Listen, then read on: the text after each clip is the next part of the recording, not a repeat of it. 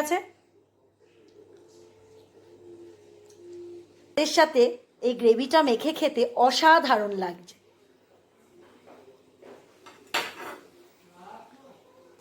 তো যদি ভিডিওটি দেখে ভালো লেগে থাকে লাইক শেয়ার আর কমেন্ট করার অনুরোধ রইল। পার্শে মাছ নিয়ে নেওয়া হয়েছে আর পার্শে মাছগুলোকে ছাড়িয়ে রাখা হয়েছে। এবার নুন, হলুদ আর তেল দিয়ে মাখিয়ে নেব। এর মধ্যে মিশিয়ে দিলাম সামান্য পরিমাণে হলুদ গুঁড়ো, সর্ষের তেল আর নুন। সব কিছু দিয়ে খুব ভালো করে মাখিয়ে নেব মাছের মধ্যে মাখিয়ে দিয়ে আর একটু খানিকক্ষণ রেখে দেব। মাছের মধ্যে নুন হলুদ মাখানো হয়ে গেছে। একটা মিক্সিং কন্টেনার নিয়ে নিয়েছি। এবার দিয়ে দেবো এর মধ্যে 4টি মতন কাঁচা লঙ্কা, ছোটো বাটির 1 বাটি সর্ষে, ছোটো বাটির 1 বাটি পোস্ত আর দিয়ে দেবো নুন। এবার এর মধ্যে একটু জল দিয়ে পেস্ট করে নেব। টিপস, সর্ষে বাটার সময় যখনই সর্ষে বাটবে তখন নুন কাঁচা লঙ্কা দিয়ে দেবে, তাতে তরকারির টেস্ট তেতো হবে না। সর্ষে, পোস্ত, কাঁচা লঙ্কা বাটা রেডি হয়ে গেল। একটা কন্টেনার নিয়ে নেব আর নিয়ে নেব একটা ছাঁকনি। অনেকেরই গ্যাস অম্বলের সমস্যা থাকে, সেই কারণে সর্ষে পোস্তটাকে একটু ছেঁকে নিলে পরে খুব ভালো হয়। পোস্তটা না, মানে সর্ষেটার সাথে আছে বলে তাই জন্য ছেঁকে নিতে হবে। শুধু সর্ষে ছেঁকে নিলে সবসময়ের জন্য ভালো হয়। এবার এর মধ্যে একটু জল অ্যাড করব, করে ছেঁকে নেব ছাঁকনিতে। সর্ষে পোস্ত বাটাটা একদম ছাঁকনিতে ছেঁকে নিয়ে লিকুইড করে নিয়েছি। এই দেখো বন্ধুরা কড়াইটা কিন্তু খুব ভালো গরম হয়ে গেছে। এবার এর মধ্যে দিয়ে দেবো সর্ষের তেল। আর রান্নাটা সম্পূর্ণ সর্ষের তেলেই হবে, কারণ এর স্বাদ সবসময় সর্ষে বাটার রান্না সর্ষের তেলেই ভালো খোলে। দিয়ে দিলাম সর্ষের তেল। কড়াইটা খুব ভালো করে গরম হয়ে গেছে। একে একে মাছগুলো ছেড়ে দেবো।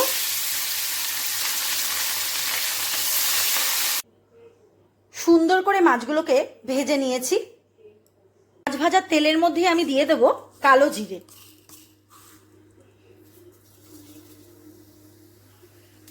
মাছ ভাজার তেলে কালো জিরে দিয়ে দিলাম।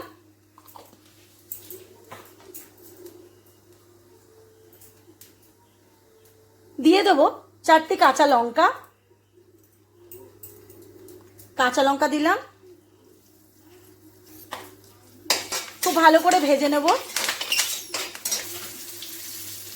এবার এর মধ্যে দিয়ে দেবো 1 বাটি কুচনো টমেটো কুচো দিয়ে দিলাম। এবার এর মধ্যে একটু দিয়ে দেবো নুন দিয়ে কিন্তু নরম হতে দেব। টমেটোটা খুব ভালো করে পেস্ট হয়ে গেলে তবেই কিন্তু এখানে সর্ষে পোস্ত বাটাটা দেব। ভালো করে নুন দিয়ে টমেটোটাকে কষে নেব। খুব ভালো করে তেলটা টমেটো থেকে রিলিজ হয়ে গেছে। এবার এর মধ্যে দিয়ে দেবো একটু শুকনো লঙ্কার গুঁড়ো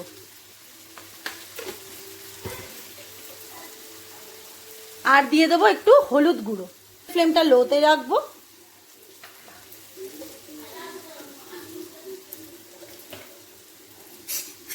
দিয়ে ভালো করে কষে নেব মশলাটা। এর মধ্যে একটু যদি কাশ্মীরি লঙ্কার গুঁড়ো দেওয়া হয় খুব ভালো হবে।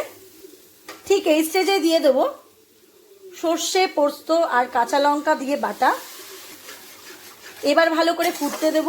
এর মধ্যে তো একটু নুন দেওয়া ছিল, নুনটা একটু চেক করে নেব। সর্ষে পোস্ত বাটা এর মধ্যে দিয়ে দিলাম। সর্ষে পোস্ত বাটাটা দিয়ে একটু বেশিক্ষণ কিন্তু কষবো না, কাঁচা গন্ধটা চলে গেছে। এবার এর মধ্যে জল দিয়ে দেবো। দিয়ে দিলাম জল,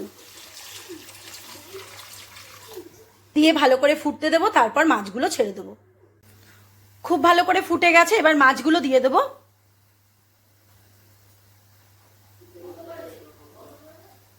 মাছগুলো এর মধ্যে দিয়ে দিলাম একে একে।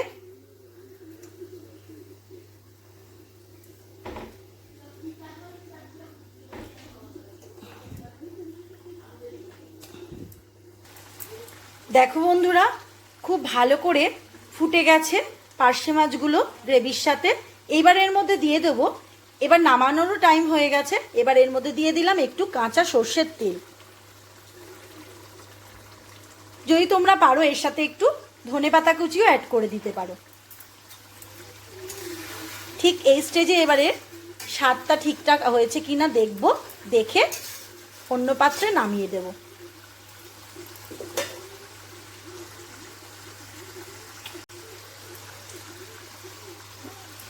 পার্শে মাছের গ্রেভিটা একদম রেডি হয়ে গেছে। এবার একটু দিয়ে দেবো সর্ষের তেল।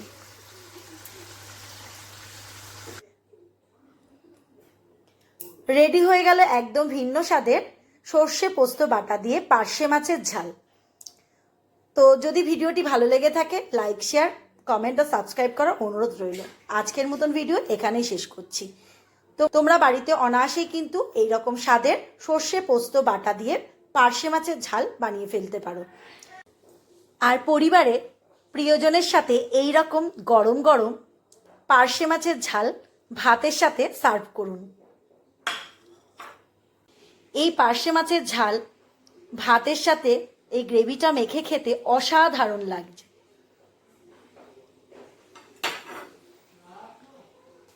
তো যদি ভিডিওটি দেখে ভালো লেগে থাকে লাইক, শেয়ার আর কমেন্ট করার অনুরোধ রইল। তো আজকের মতন ভিডিও এখানেই শেষ করছি। আসছি আবার পরবর্তী নতুন নতুন ভিডিও নিয়ে।